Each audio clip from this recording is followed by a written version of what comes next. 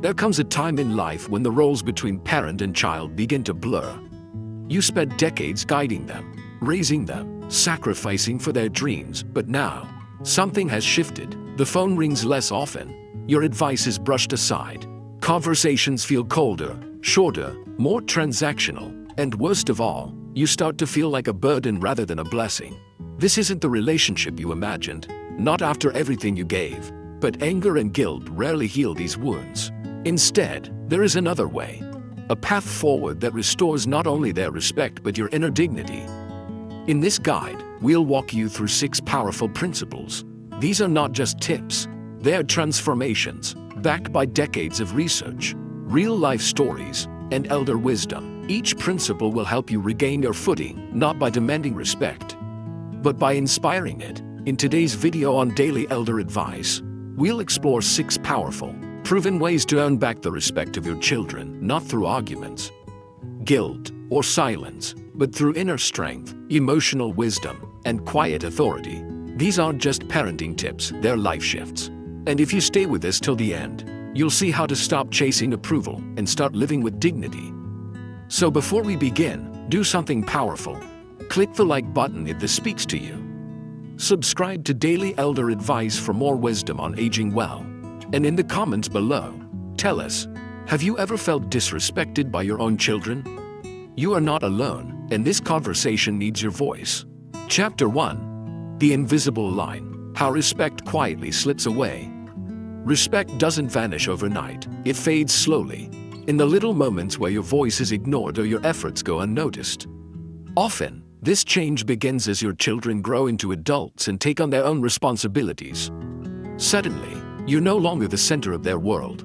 You're expected to adapt, to shrink, to stay out of the way.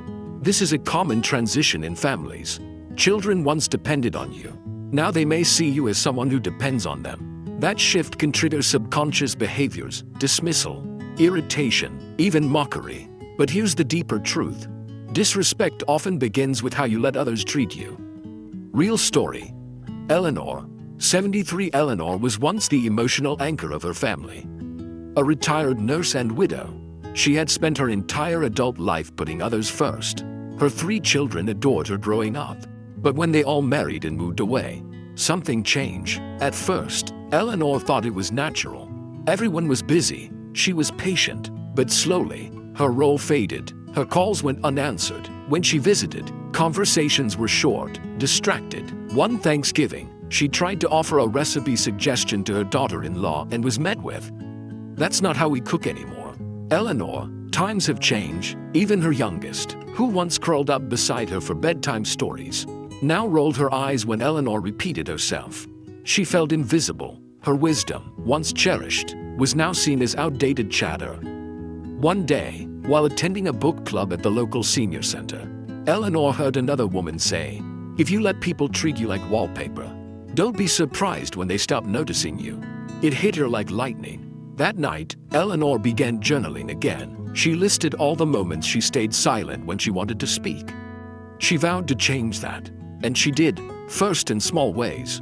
A firm but gentle correction here, a clear boundary there. Over time, she began to see a shift, a longer phone call, a respectful pause when she spoke. It wasn't everything, but it was enough to remind her that her presence still mattered. Respect is rarely lost in a single event, it erodes silently. Through small slights and overlooked moments. The only antidote is conscious presence. Speak your truth, even when it's uncomfortable. Assert your role in the family not by demanding authority, but by showing that your wisdom still breeds relevance. Respect, like a muscle, must be exercised regularly or it atrophies. Start today by honoring your own voice. Make space in conversation for your thoughts. Say no without guilt. Share your stories, not just for their sake, but for yours. The more you see value in yourself, the more others will, too. You are not just someone who is respected. You are someone who still is worthy of listening to, learning from, and looking up to. Chapter 2. Stop seeking approval, stand in your own value. One of the most common traps older parents fall into is seeking validation from their children. It's subtle. You say yes when you want to say no. You rearrange your schedule to suit theirs. You tolerate behavior that you'd never accept from anyone else. But chasing approval sends a dangerous message. My value comes from your acceptance. Real story. Mr. Walter, 77. Mr. Walter had been a civil engineer for nearly 4 decades. Admired for his precision and discipline. In retirement, however, he felt unanchored. His children had full lives, corporate jobs, PTA meetings, international business trips. He wanted to stay close, so he volunteered constantly. Babysitting at short notice, fixing sinks, even driving his daughter's dog to the vet. What began as goodwill slowly turned into expectation. He noticed that his help was no longer received with gratitude, but assumed. One day, his daughter asked him to cancel his annual fishing trip, saying, "It's not like you're busy. Dad, we really need help that weekend." That sentence shattered something in him. Sitting alone in the garage, Mr. Walter pulled out an old toolbox and noticed something strange. Every tool was meticulously maintained, sharpened, useful, and yet they sat unused unless someone needed them. He whispered, "That's what I've become, a tool, not a father." In the weeks that followed, he began reclaiming space in his life. He went on that fishing trip. He stopped picking up every call. He joined a photography class and found himself laughing, really laughing, for the first time in months. He no longer rushed to please, and the strangest thing happened. His children began to ask rather than expect. They thanked him. They invited him to things not because he was useful, but because they missed him. When you base your worth on how others perceive or need you, you become a servant to their expectations. Real value is self-defined. Step away from the constant need to be useful in their world and start being present in your own. Say yes because you choose to, not because you fear disapproval. Say no when something infringes on your peace. Take up space in your own life. Find joy, fulfillment, and identity in things that don't require anyone's permission. Only when your life becomes more than a reflection of theirs will they begin to see you as whole again. Respect doesn't grow in shadows, it grows in the light of authenticity.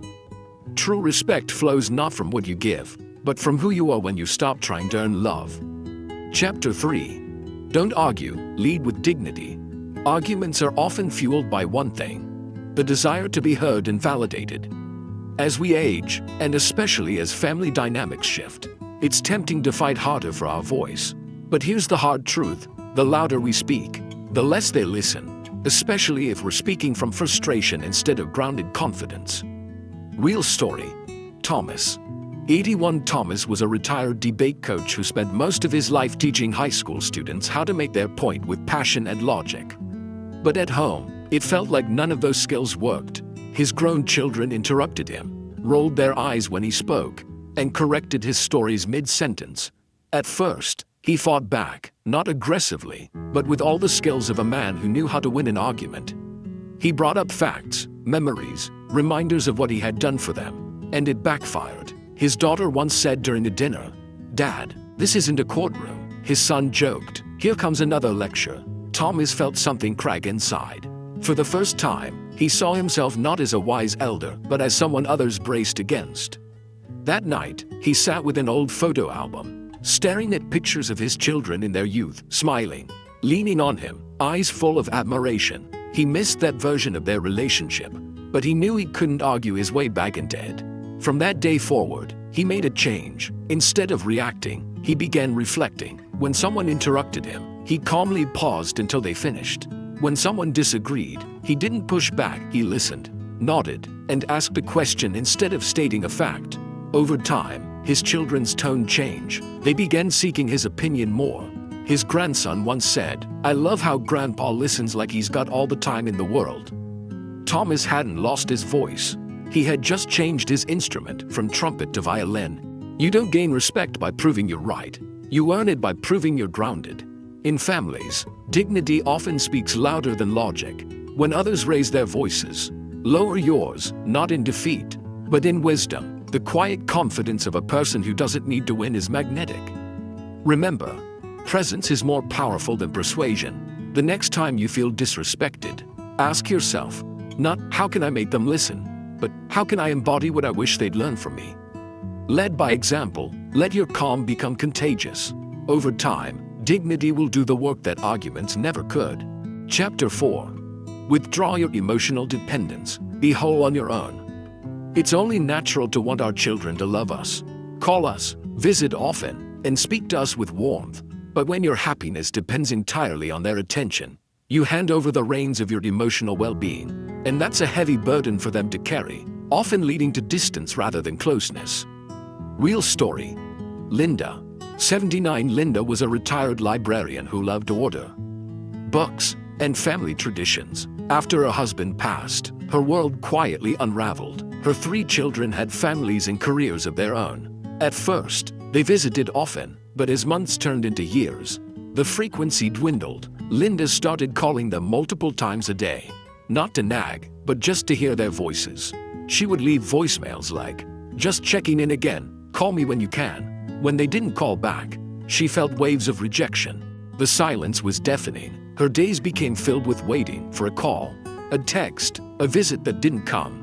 One afternoon, her youngest son, Michael, called and said gently, "Mom, I love you, but I feel like I'm failing you all the time. You always sound disappointed." That moment stunned Linda, not because he was wrong, but because she realized how heavily she had leaned on them for meaning. That evening, she took a walk through the local park and saw a group of elderly women laughing on a bench. She watched for 10 minutes, then walked over and asked if she could sit. It was the start of something new. She joined their weekly walks, enrolled in a painting class, and started writing poetry again, something she hadn't done since her 20s. Slowly, she built a life that wasn't waiting. It was living. Months later, her children began calling more, this time, with joy in their voices. Not guilt. It's one thing to miss your children. It's another to rely on them as the sole source of emotional fulfillment. When your happiness becomes their responsibility, it shifts the relationship from love to pressure. Emotional independence doesn't mean you stop loving. It means you start nurturing yourself the way you once nurtured them. Pursue hobbies, rekindle friendships. Let your life be more than just a background to theirs. The paradox is beautiful. The less you demand their time, the more they want to give it. Why? Because they're drawn not to neediness, but to vitality. Create a life so full that their presence is a blessing, not a necessity. In doing so, you won't just regain their respect, you'll rediscover your own joy. Chapter 5. Stop giving without appreciation. Recognize your worth. Giving is in the nature of most parents. You provide, support, and sacrifice without expecting anything in return. But when your kindness becomes routine, expected rather than appreciated, it stops being generosity and becomes servitude. Overgiving, especially without boundaries, can actually lead to a loss of respect. Real story. Harold, 76. Harold had always been a provider. A former firefighter, he raised 3 children with a firm hand and an open wallet. Even into his 70s, Harold was the first to offer help. He paid off car repairs, helped with down payments, picked up grandkids from school, and led money without hesitation. But over the years, something shifted. His children stopped saying, "Thank you." Favors became demands. A weekend spent painting his daughter's house turned into criticism over how slowly he worked. When he once told his son he wasn't feeling well and couldn't drive across town, the reply was, "You never say no to your other kids." Harold felt like a machine, resource, not a man. One afternoon, after returning from an exhausting weekend of errands, Harold sat alone in his kitchen. He looked at a note his grandson had written years earlier. "Grandpa, you are my hero." That memory struck him. He realized he wasn't acting like that hero anymore. He was acting like an unpaid assistant. The next week, Harold made a quiet but firm decision. He would only offer help when asked respectfully and when it didn't deplete him. He would stop giving automatically and start evaluating whether each request honored his time and health. The change didn't go unnoticed. At first, there was resistance, some guilt-tripping, some silent treatments, but he stood firm. Eventually, something beautiful happened. His children began asking, not assuming. They began expressing gratitude again. His time regained its value. Love is generous, but respect requires boundaries. When you constantly give without appreciation, you teach others that your time and energy are infinite and expected. And when giving is no longer seen as a gift, it becomes invisible. Take a moment to examine the balance in your family relationships. Are you giving from a full heart or out of obligation? Are your acts of service appreciated or quietly expected? Start saying yes intentionally and no without guilt. Let others rediscover the true value of your help by making it conditional on kindness.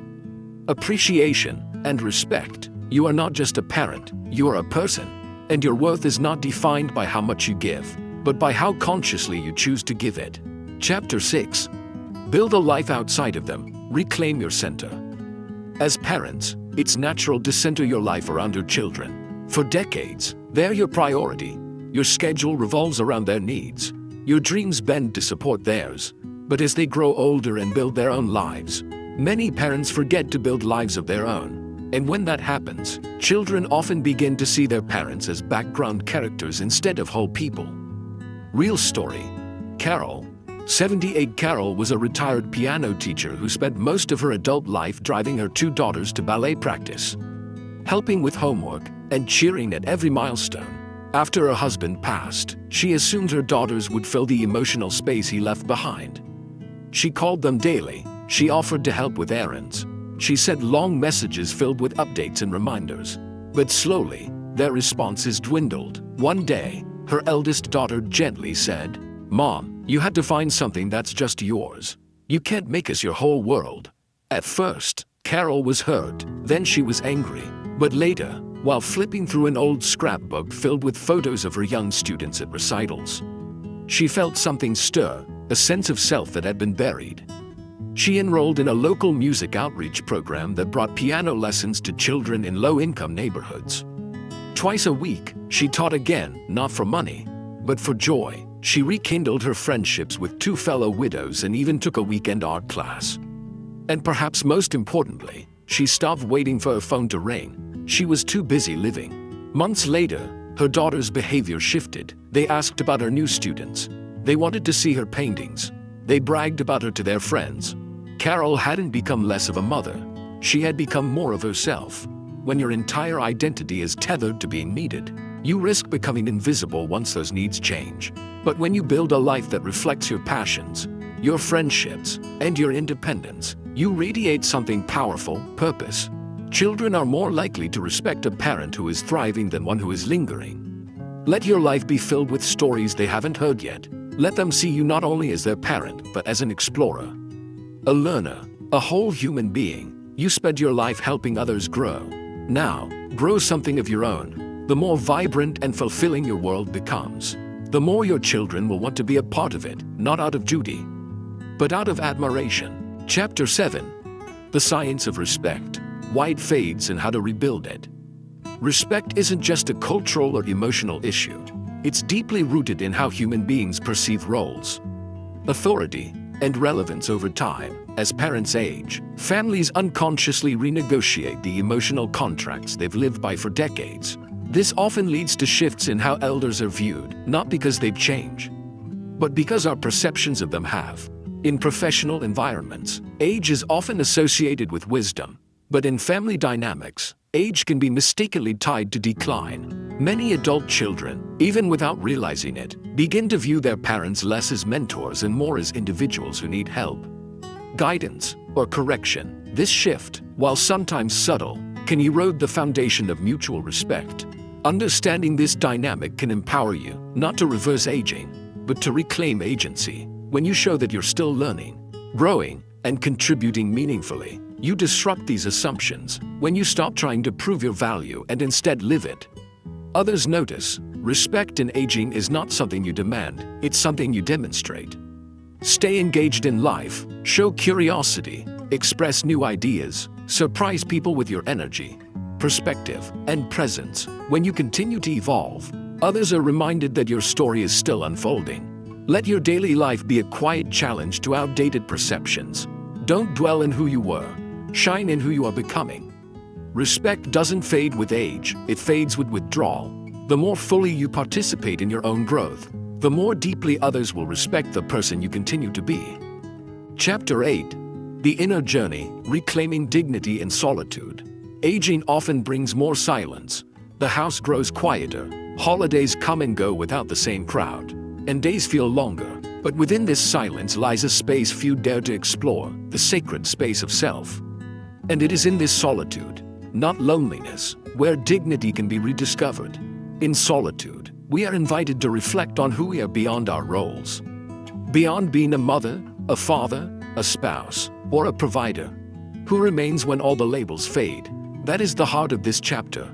Because only when you see your essence clearly can you begin to walk in true self-respect. Solitude allows you to meet yourself again, without distraction or expectation. It is where self-worth is no longer borrowed from others' approval but built from your own clarity. It is the pause that helps you listen to what your soul has been whispering for years. Solitude is not a punishment, it is an invitation. An invitation to remember who you are when no one else is watching. When you fill your own cup, you stop needing others to pour into you just to feel whole. Reclaiming dignity in solitude means doing things that connect you to your essence. Read the books you never finished, tend to your garden, sing out loud, dance alone in your living room, write letters to your younger self, visit a museum by yourself, not to avoid people, but to meet yourself again. When you honor your existence beyond roles, beyond mom, grandma, or dad, you emit a quiet confidence that others cannot help but respect. Because a person who is at peace in their own company is never truly alone. They carry the company of their soul. Chapter 9. The shift that changes everything.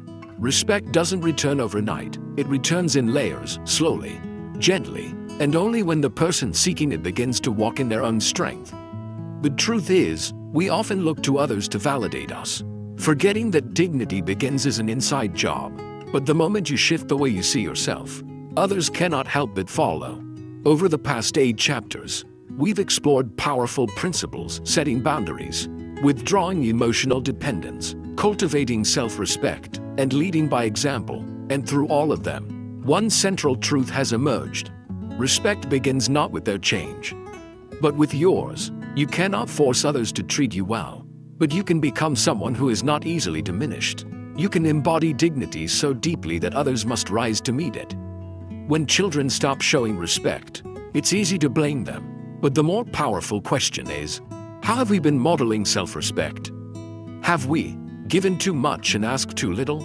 Tolerated disrespect in the name of keeping peace? Forgotten who we are outside of being a parent?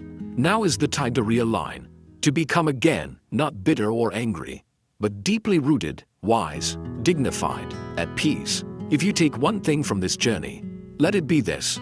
You teach others how to treat you not through demands, but through daily example, not through noise, but through presence. Respect is not a favor granted to the aging. It's a reflection of how clearly you still walk in your own truth. So walk with dignity, speak with honesty, love yourself the way you once loved everyone else.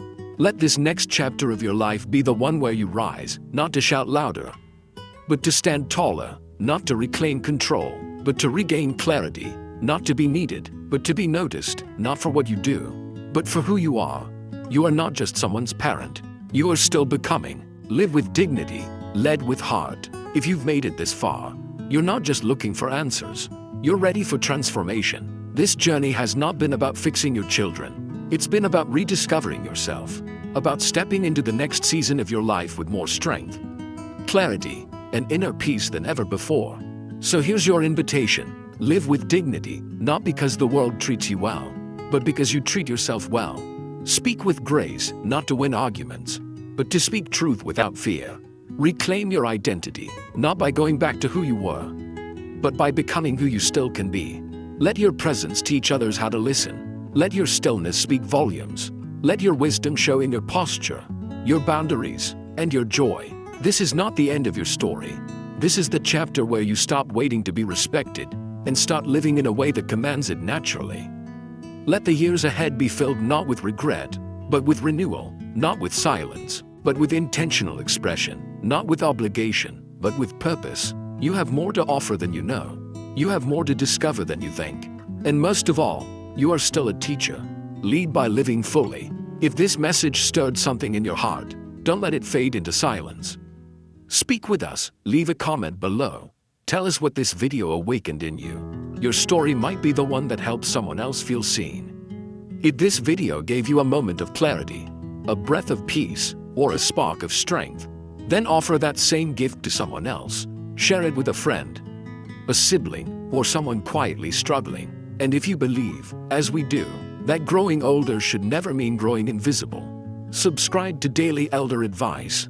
Let's walk this road together with dignity, wisdom, and community. Like this video not just for us, but as a signal to yourself, my voice still matters. My presence still matters.